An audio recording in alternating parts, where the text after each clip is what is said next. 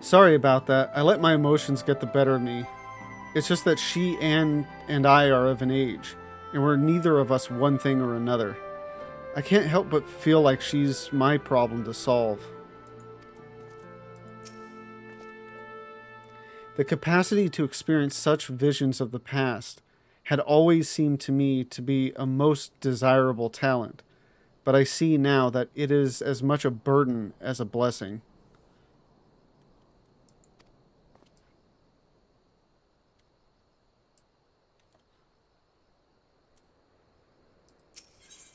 Echoes of an echo. Lise is lost in thought. I don't know that we solved anything exactly, but we've given Fordola something to think about at least. Aye, and I've found something new to think about too. I don't know about you, Lavenza, but the visions only come to me every now and then. From the way Fordola kept wincing, though, I get the feeling she's having them almost all the time. That's a lot of bad memories to deal with. Yeah, I couldn't imagine. I mean, just how inconvenient it can be to have visions, you know, when we do. But if they were happening all the time, it'd be annoying. I wonder, could there be some fundamental difference between one who is born with the echo and one who has been artificially imbued with it? And that gets me thinking, because from what happens in Shadowbringers, I mean, we're not born with the echo, we're given it, right? Through the vision of the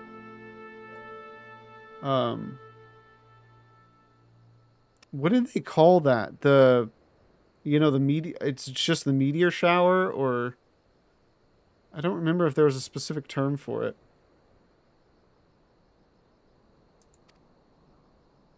Well, the immortal flames have been scouring that research facility ever since the liberation. There's a chance they might have some answers for us. General Aldin's there overseeing the investigation. Let's go and pay him a visit, shall we?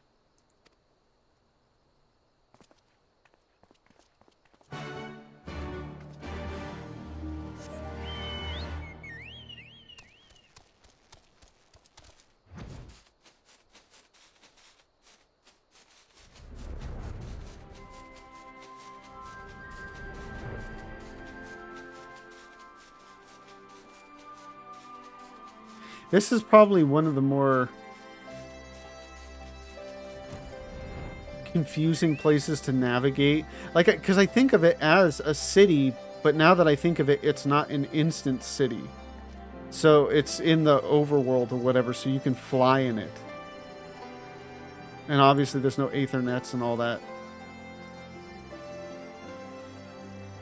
Just a lot of up and over. General Aldin is inside, aye. Will you be joining him? Indeed.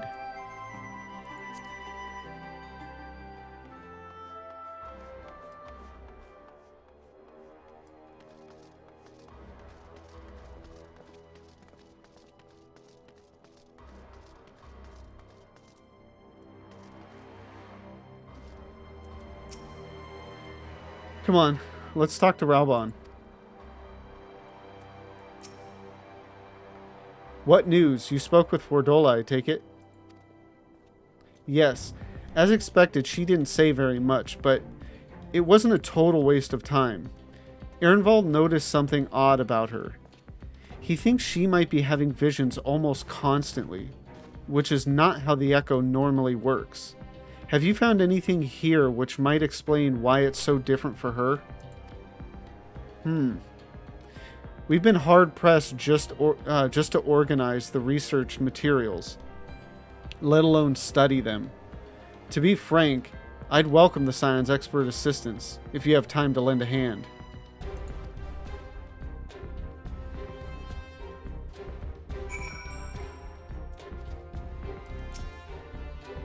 Bring whatever you discover to me, and I'll put all of our findings together. Okay, oh.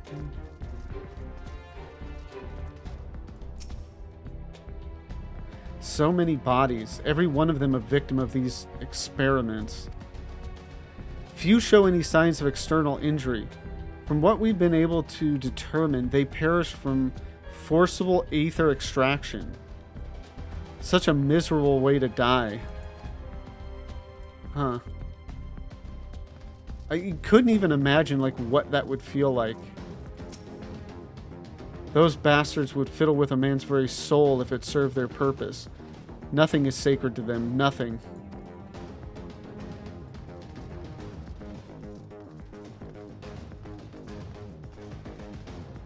You should have... Okay, there's Alfie, and then... Where did Lise... Oh, no? So where did Lise disappear to? For a race with no innate capacity to manipulate aether, the Garleans have conducted some exceedingly elaborate etheric experiments.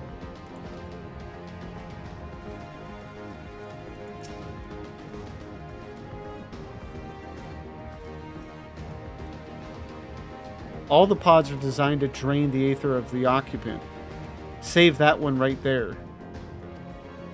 Unlike the others, the interior's been fitted with an array of sensors to measure etheric waveforms.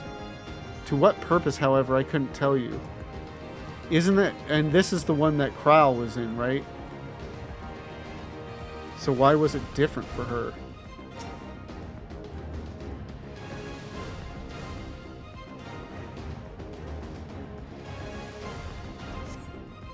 The device in which Kral was held seems even more ominous now you know its purpose. The surrounding pods are marked Supply Subject, while this one bears the label Master Subject. Huh. The Ironworks received a request from the Alliance to analyze these devices, and I've been recording everything of interest. Did you notice the labeling? All the pods are designed to drain the aether of the occupant. Save that one right there.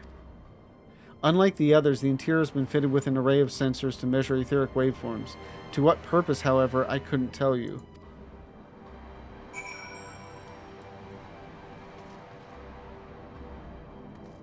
That's interesting. I'm like trying to like math it out myself, and I'm like, aether's not a real thing. There's nothing I could... This is all fiction.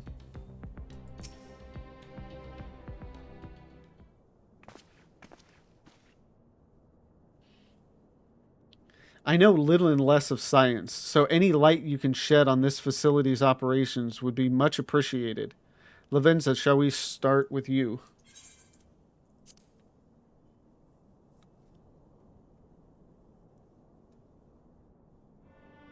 Taken in combination with the testimonies of Kral and Thancred, I do begin to see exactly what the Imperials were attempting to do. Testimonies of Kral and Thancred, I do begin to see exactly what the Imperials were attempting to do. Or attempting here. The enhancement procedure entailed infusing a single candidate with ether siphoned from a multitude of supply subjects. As for the master subject, in this case Kral, the patterns of her etheric activity would provide the model upon which they would artificially engineer the candidate's aura.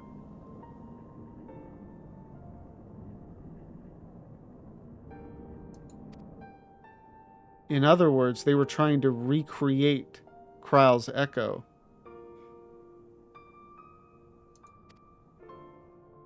I believe so, which would explain our prisoner's present state.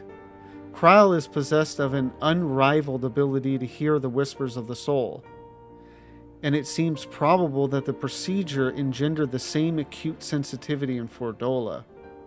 So what were they... Okay, so Kral's pod was just there to measure. But...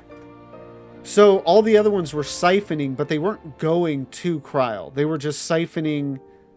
And then Kral's was just there to measure, and then what was siphoned was presumably going to like that, I don't know, operating table type thing that Fordola was on. And then eventually Xenos got it as well, just like doubly so, because Fordola only had the one eye, resonant eye, I guess you would call it, where he had two. And then does Xenos, I know he talks about like dreams he has. Is that just, does he just call the visions dreams? Or does his echo work differently? I don't know. The soldiers who guard Fordola, many of them lost friends and families to the skulls. And there's a sentry at her door, night and day. If she can't help sensing their thoughts and seeing their past. Oh, wow, yeah. I mean, in many ways, it almost seems like a fitting punishment. You know, if you're going in the kind of eye for an eye type of thing.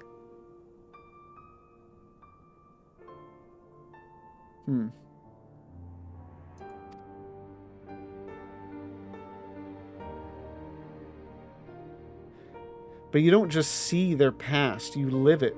All the emotions, all the pain. Imagine what it'd do to you. You'd never be the same again. Indeed. As you may recall, Isael was completely transformed by a single glimpse of Hraesvelgur's past. Fordola has been forced to experience the agony of those whose lives she destroyed. The guilt must be unbearable. That explains her request to be executed. Sounds to me like a kind of justice. Regardless, she can suffer on for now. We have more pressing matters to consider. Yeah, I mean, like I said, it's... If you're... You know, if you support the concept of an eye for an eye, I mean, in many ways, this seems like the perfect kind of justice, I guess, if you want to call it that. If the results of these experiments have been relayed back to Garlemald, there will be naught to stop the Empire from repeating the trick. They could give the echo to anyone, to an entire legion. We must be ready. We must learn all we can of these God's forsaken procedures, and Fordola remains our best source of information. She'll not be getting her wish. Not yet. Right. Keep faith, lass. If you're to convince others to follow you, you must believe... Okay, if you're to convince others to follow you, you must believe what you're telling them. People will respond to passion, but not if it's feigned. Very true. I understand. Thank you, General. We should leave the flames to it. Let's go.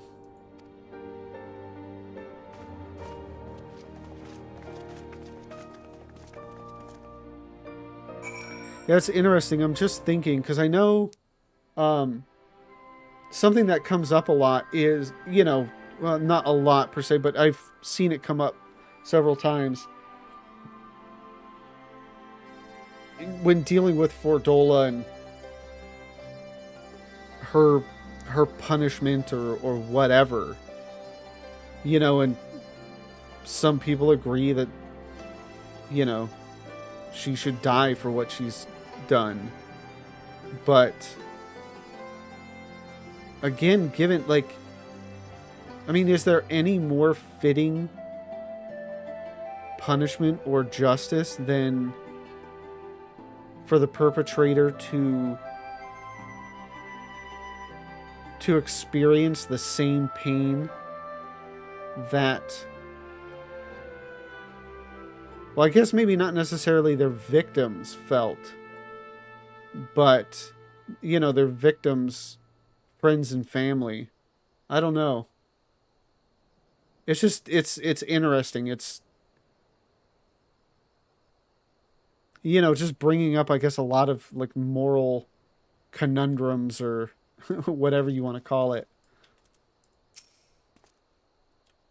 I've never known why I was given the echo, but this makes me want to put it to good use.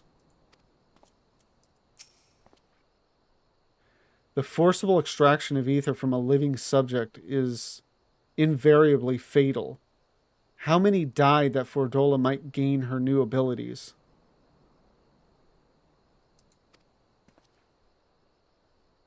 Yeah.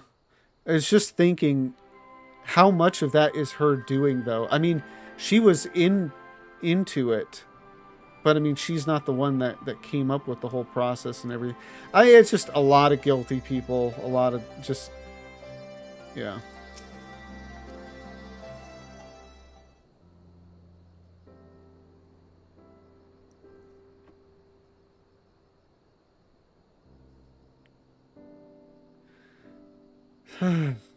I go looking for answers about the echo and end up getting schooled by Raubon. Yet more evidence that I don't know what I'm doing. It's no wonder people listen to him and not me. General Aldin is a veteran of countless campaigns, Lise. You cannot compare yourself to a commander of his expertise. Yeah. I think it's an issue a lot of people, and I would say myself included, deal with. Comparing ourselves to people we should not be comparing ourselves to. Or, an issue I have a lot of times is, it's almost like you just start learning something and, the fact that you're not already an expert almost seems a deterrent. And it's like, that's not the way this works. I know, but I also know that I couldn't have convinced that mob to give up and go home. It makes me realize how much we rely on his authority and how much I still have to learn.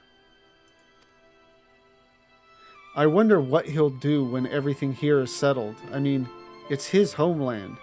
After going to the trouble of winning it back, might he not want to stay? 'Tis a quandary which countless refugees now face, to continue the life they built in Ul'dah, or start again in the land of their birth. I mean, given everything that's happened, just the way Ul'dah is, I personally, I think I would chance coming back. Lavenza, a moment.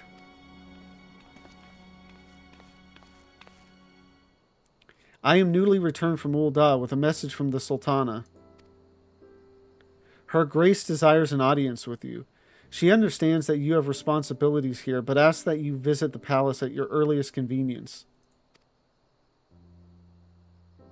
Well, I must away and attend to other business. Until next time, my friends.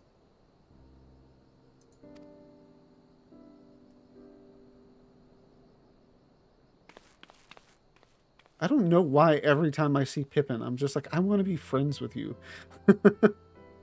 An audience with the Sultana. Depending on the nature of her consultation, this might be the perfect opportunity to inquire about the General's future plans. Yes, we'd all like to know about those, Alvino, but not everyone's as comfortable interrogating royalty as you.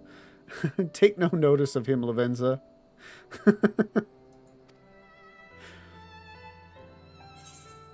I mean, at the same time, like, we're kind of like friends with everybody, so... But, I mean, that being the case, I would just ask Raubon.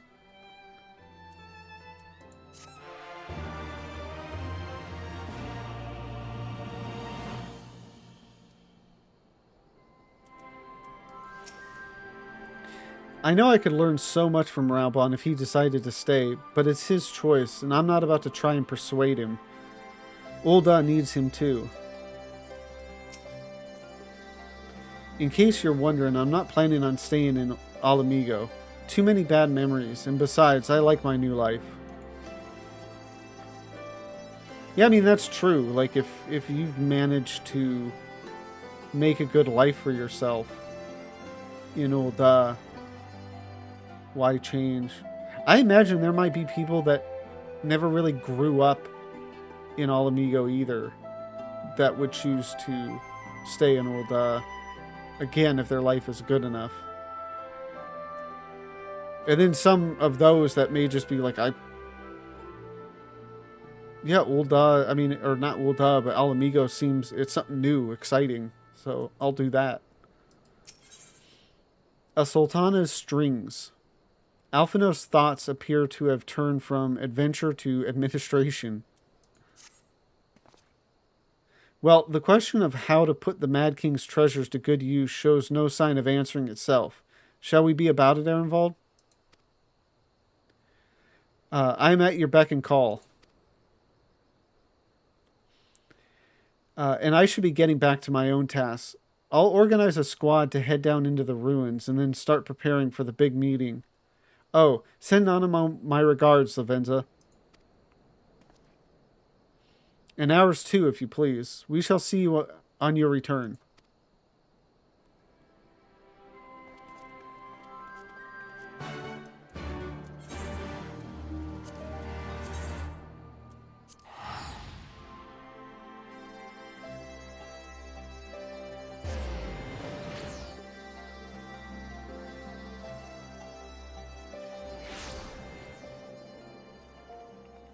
And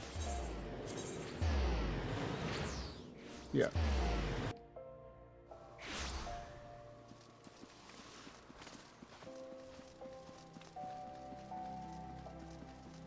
That's actually an interesting question. I wonder how many people, like, do you just run through other player characters, or do you dodge them as they run by, or just where they're standing? I tend to try to move around them. I don't know why. It's like common courtesy or something. My lady, it was an honor to face you in the tournament. Since that day, I've spent my every spare moment in the practice yard, striving to attain some fraction of your skill with the blade. Forgive me. You are here for your audience with the Sultana. Please proceed.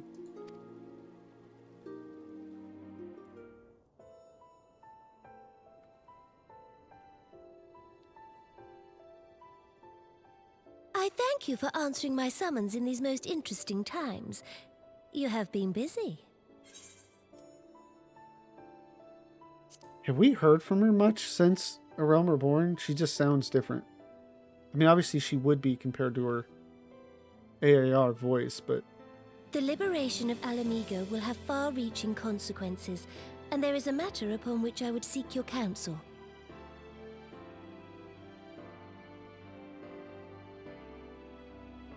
I speak of Rauban and his future. Wow, what a coincidence. All know the tale of his rise from penniless refugee to member of the Syndicate and General of the Immortal Flames. Yet though he has come to call Ul'dah home, it will never be his homeland.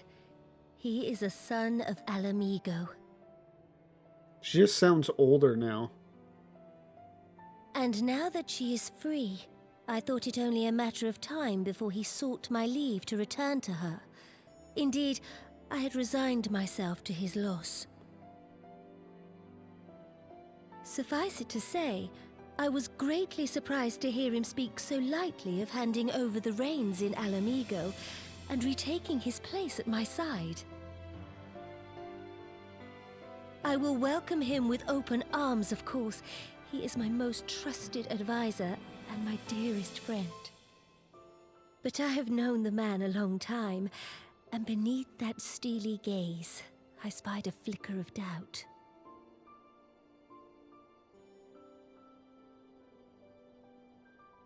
Whether Rauban chooses to remain in Ul'dah or return to Alamigo, I only wish that he do so with a heart unburdened by guilt or regret. Yet, how can he freely make such a choice, knowing how much I depend on him? It is past time that I learned to discharge my duties as a Sultana alone. I must go forth and see my realm with my own eyes, and hear the wind with my own ears.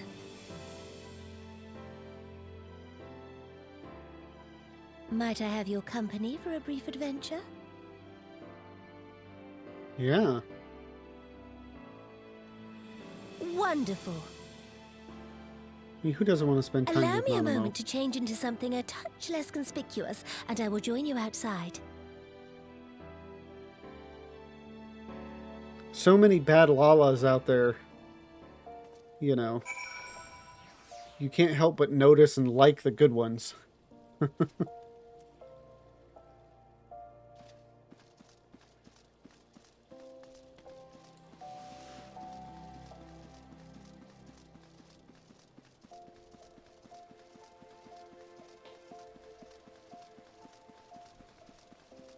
I mean, I guess realistically, there are more good Lalas than bad ones, but the bad ones, you know, are just such a big part of the story, at least for A Realm Reborn. And they're just so punchable.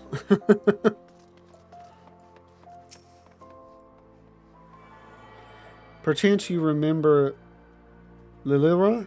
Lilira? Lilira? Yeah, Lilira. It's just a weird word. I don't know. Lilira. The merchant's daughter. This is the person I assume when I venture beyond the palace walls to observe my subjects unnoticed.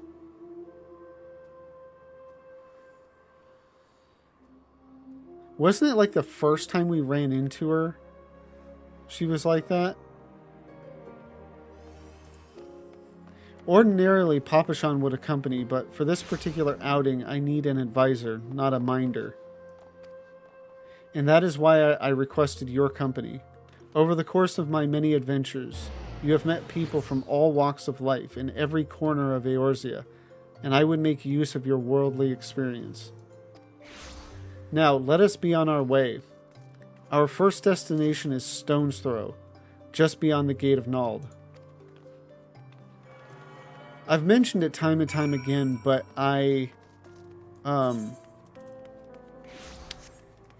really like just the way the MSQ works and the acknowledgement of the people you've met and the things you've done. And it's got to be a lot to keep track of, though. But it kind of blows me away that, you know, there are so many games and, I mean, even just books and stuff like that that have so much lore and how they're able to keep track of it all.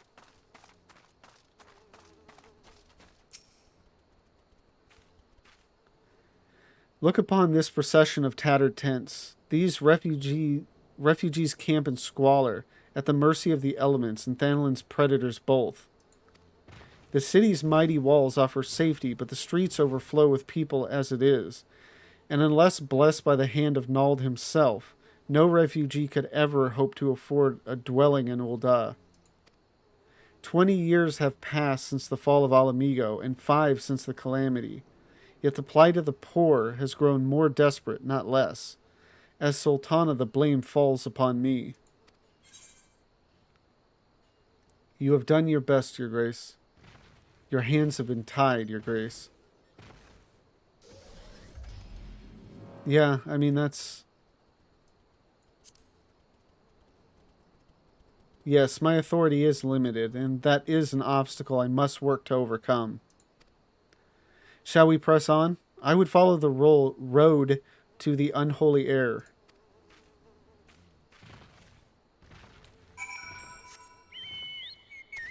It would be cool if I don't know, you know, what all it would take, but to have it where you could, you know, quests like this, you could actually, like, the character would just follow you around wherever you went.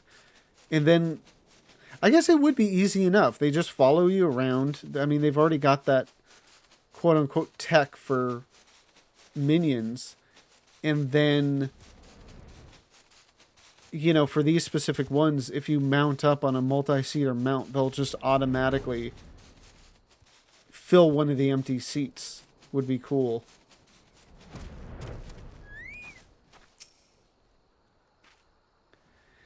It was here, in this wholly unremarkable place, that my mother and father met their doom. Oh, wow. I was but a child at the time. My parents were returning from an inspection of our interest in Eastern Thanlin, when an untimely rockslide crushed their carriage. Damn. To this day, it is not certain if the incident was simple misfortune or an expertly planned assassination. Raubon once offered to reopen the investigation and bring me the truth he assumed I must surely crave, but I refused. Even if my parents' deaths were orchestrated by the Monitorists, we could only have brought their we could have only brought their hirelings to justice. The true villains, those who plotted to put me on the throne as a biddable puppet, were ever beyond our reach. Thus did I plan to strip the merchants of their power and place our nation in the hands of its citizens, quite unaware of the consequences of my actions would have for you and yours. I shudder to think how many goodly souls paid the price of my naivety. But I am no longer a child reciting words with witless obedience, and I will not be used as a pawn in the Monitor's damnable games. Forgive me my outburst. You are one of the few people to whom I feel I can speak my mind. Come, let us return to Ul'dah and visit the Colosseum. Yeah, again, it's the idea of being the warrior of light who is friend to so many people. You know, both powerful and not. But just being somebody that so many people feel they can confide in and trust in.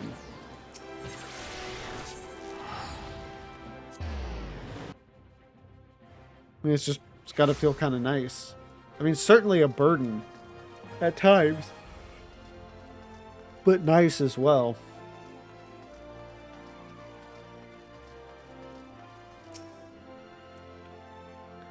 From the moment I became Sultana, I found myself thrust into an endless parade of document signing and ceremonies. For years, I simply signed where I was told to sign and sat where I was told to sit, blissfully oblivious to what any of it meant.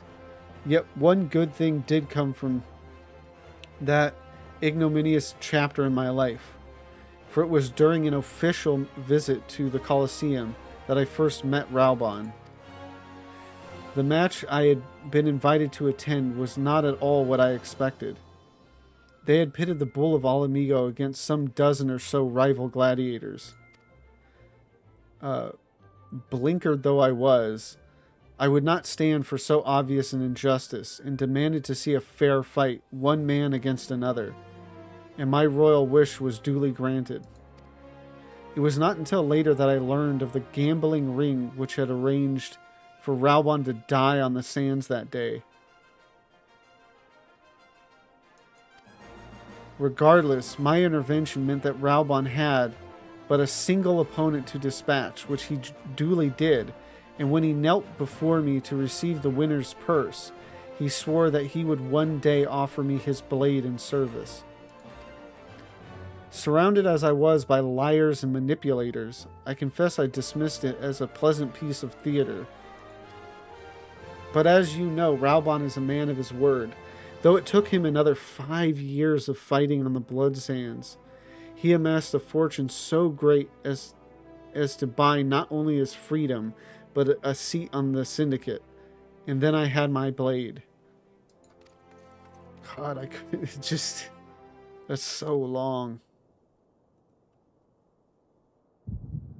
Oh, here we go.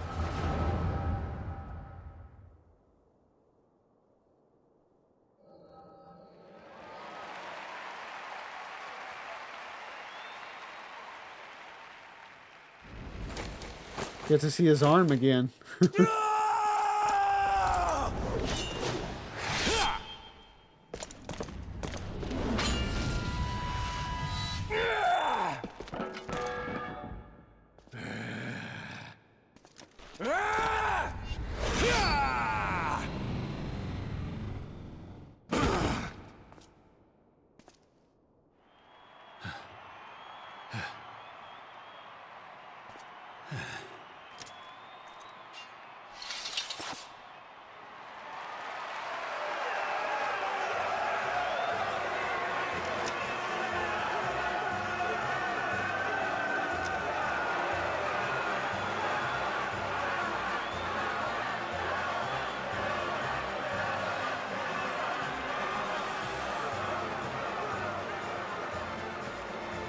So is the Your victory... Grace, you mustn't! The danger is too great!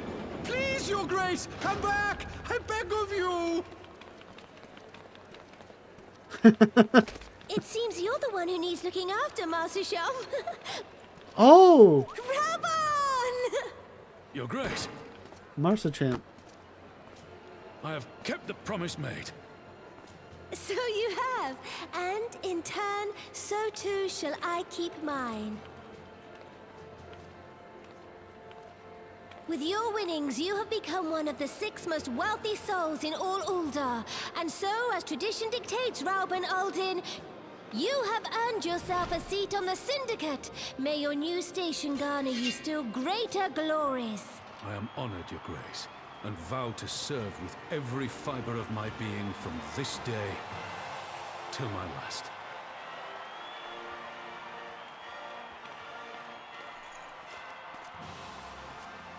Long live the Sultana, and long live Uldar!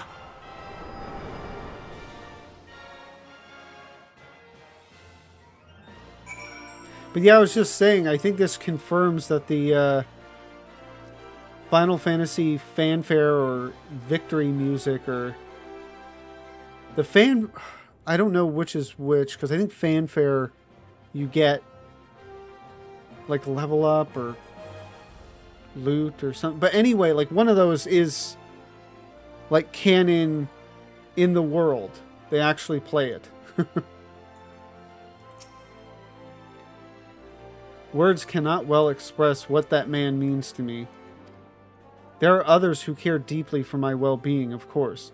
Papa Sean's love for me is as that of a grandsire for his grandchild. But upon matters of governance, I cannot turn to bodyguards and maidservants for counsel. Raubon, with the authority of his syndicate position, was the first sword I could wield. He was the only edge which could cut the strings that bound me. Huh.